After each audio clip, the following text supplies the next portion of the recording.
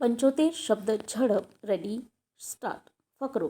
સરકાર કે શાસનના કેન્દ્રમાં જનહિત હોવું જોઈએ અને જનહિતને ધ્યાનમાં રાખીને જે શાસન પદ્ધતિ કાર્યરત હોય તેને સાચા અર્થમાં સુશાસન ગણી શકાય.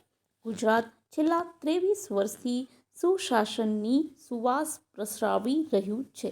સુશાસન ત્યાં સુધી શક્ય નથી બનતું જ્યાં સુધી સમસ્યાઓનો સમગ્રતાથી વિચાર કરીને ઉકેલ લાવવા માટેનો પ્રયાસ કરવામાં આવે નહીં.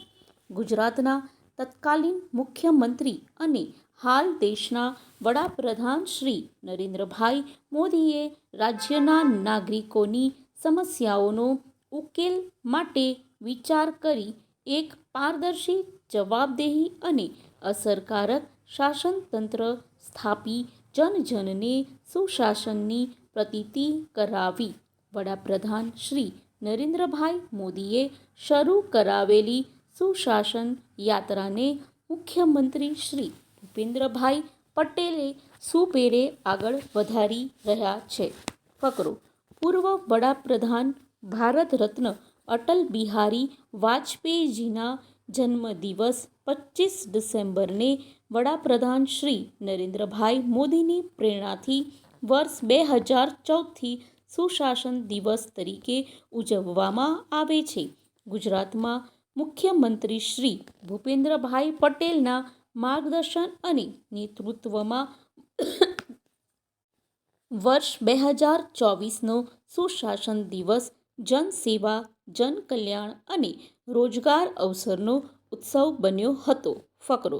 સુશાસન દિવસની મુખ્યમંત્રી શ્રી ભૂપેન્દ્રભાઈ પટેલે પ્રજાહિત યોજનાઓ અને લોકોપયોગી સુવિધાઓમાં ટેકનોલોજીના વ્યાપક ઉપયોગની વિવિધ નવી પહેલો તથા પ્રકલ્પોનો પ્રારંભ કરાવ્યો હતો. ફકરો.